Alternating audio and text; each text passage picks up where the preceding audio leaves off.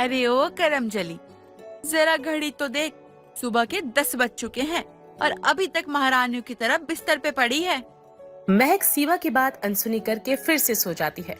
तभी गुस्से में सीमा रसोई में जाती है और थोड़ी देर बाद गरम चिमटा लाकर उसके उल्टे हाथ पर लगा देती है, जिस कारण वो चिल्लाते हुए खड़ी होती है। माँ, माँ बहुत चल रहा है मेरा हाथ। माँ, आपने ऐसा क्यों किया?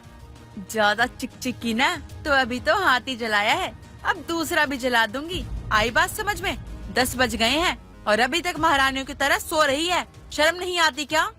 माँ, आज ही तो मुझे उठने में थोड़ी देर हो गई, वरना तो मैं उठ के घर का सारा काम कर देती हूँ। तभी महक की बहन काजल आकर कहती है, माँ कितनी झूठी है ये। आपके काम पर जाने के बाद सारा काम इसके हिस्से का मुझे ही करना पड़ता है। कलमोही, ये क्या सुन रही हूँ मैं? तेरे हिस्से का काम भी काजल करती है? नहीं माँ, काजल झूठ बोल रही है। सारे घर का काम मैंने अकेले किया है। अच्छा, अब तो काजल को झूठा साबित करेगी। तेरी इतनी मजाल। इतना कहकर सीमा बाल खींचते हुए उसे 2-4 चांटे लगा देती है। बेचारी महक उफ तक नहीं करती और अकेले बैठकर रोने लगती है। हर रोज किसी न किसी बात पर काजल महक को बहुत पिटवाती। वह उसके पिता के काम पर जाने के बाद सीमा उस पर अत्याचार करती। लेकिन ऐसा क्या हुआ था जो सीमा अपनी दोनों बेटियों में इतना ज्यादा भेदभाव करती थी? वही महक के पिता अपनी दोनों बेटियों से बहुत प्यार करते थे।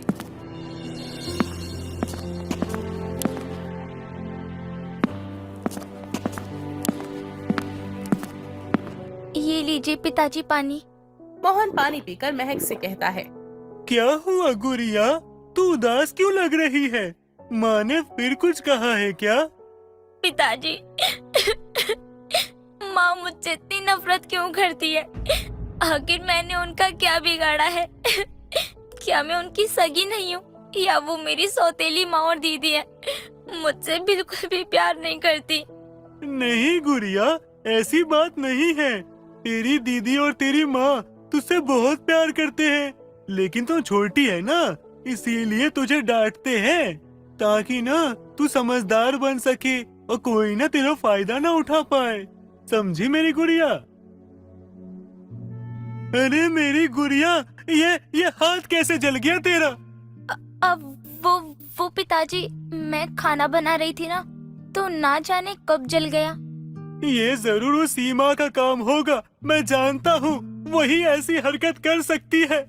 अभी जाकर उसको सबक सिखाता हूँ। महक झूठ बोलते हुए अपने पिता से कहती है, नहीं पिताजी, माँ ने तो कुछ भी नहीं किया। मेरा ये हाथ तो खाना बनाते हुए जल गया था। सच बता बेटा, तू सच कह रही है ना? नहीं तो तेरी माँ को अभी सबक सिखाता हूँ। पिताजी, मैं सच कह रही हूँ, माँ ने कुछ भी नहीं किया। जैसे तैसे करके महक अपने पिता से झूठ कहती है। उसे पता था अगर उन्हें सच बता दिया तो घर में बहुत कलेश होगा और महक की माँ को मार भी सहनी पड़ेगी। ऐसे ही समय बीतता है। एक दिन सीमा की पड़ोसन राधा उसे एक अमीर घर का रिश्ता बताती है। राधा एक तेज औरत थी और वो सबको गलत सलत सलाह देती थी।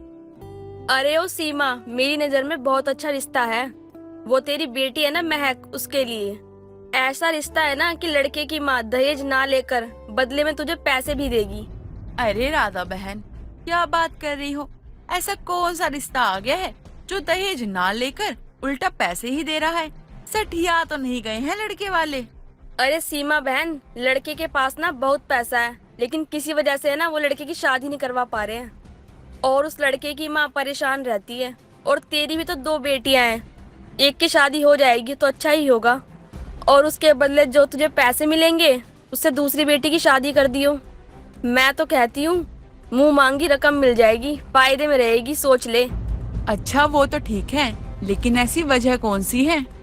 राधा सीमा के कान में वो वजह बताती है और वहीं खड़ी काजल सब कुछ सुन लेती है। सीमा के मन में राधा की बातें सुनकर पैसों का लालच आता है और वो उससे कहती है, हाँ राधा बहन, बात तो सही कह रही हो, मुझे तो ये रिश्ता मंजूर है। तुम ना कल ही लड़के वालों को हमारे घर भेज दो। वैसे भी हम गरीब लोग हैं, ऐसे रिश्ते हमें बार बार नहीं मिलेंगे। सारी जिंदगी मेरी बेटी राज करेगी राज, और क्या ही चाहिए उसे। सीमा खुश होकर अपने घर चली जाती है और मोहन को महक के रिश्ते वाली बात बताती है, लेकिन लड़के के किन्नर वाली बात उससे छुपा लेती है। मोहन ये सुनकर थोड़ा सा अजीब महसूस करता है, क्योंकि मोहन को पता था कि वो उसे डांटती और मारती है, लेकिन अचानक ऐसा रूप देखकर वो अचंभित हो जाता है। तभी सीमा झूठे आंसू आंखों में लिए कहती है, देखिए जी, मैं जैसी भी हूँ लेकिन एक माँ हूँ। मैंने उसे हमेशा उसके भले के लिए डांटा है और मारा है। कल को वो अपने ससुराल चली जाएगी तो मुझे भी उसके जाने का बहुत दुख होगा। बाकी अगर आपको लगता है कि ये रिश्ता उसके लिए सही नहीं है, कोई नहीं, मैं राधा बहन को मना कर देती हूँ। लगता है भगवान ने सीमा को बुद्धि दे दी, तभी तो इसकी ममता जाग गई। अरे नहीं भाग्यवान, ऐसी बात नहीं है, तुम बुला लो। सीमा राधा से कहकर अगले दिन सुबह लड़के वालों को घर पर बुलाती है। लड़के वाले महक को पसंद कर लेते हैं और रिश्ता पक्का कर देते हैं। ऐसे ही दिन गुजरते हैं और कुछ ही दिनों में महक की शादी हो जाती है। मेरी बच्ची, तू अपना ध्यान रखियो और तुझे अपने साथ अपने ससुराल वालों का भी ध्यान रखना है।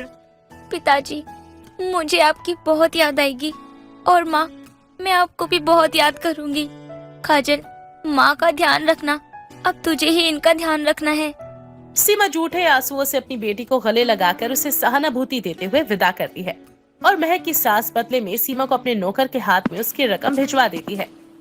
सभी घर पहुंच जाते हैं और सारी रस्में भी हो जाती हैं। वही महक अपने कमरे में सुहाग की सेज पर बैठी अपने पति कपिल का इंतजार कर रही थी। उसके मन में अपने पति को लेकर 1000 सवाल चल रहे थे।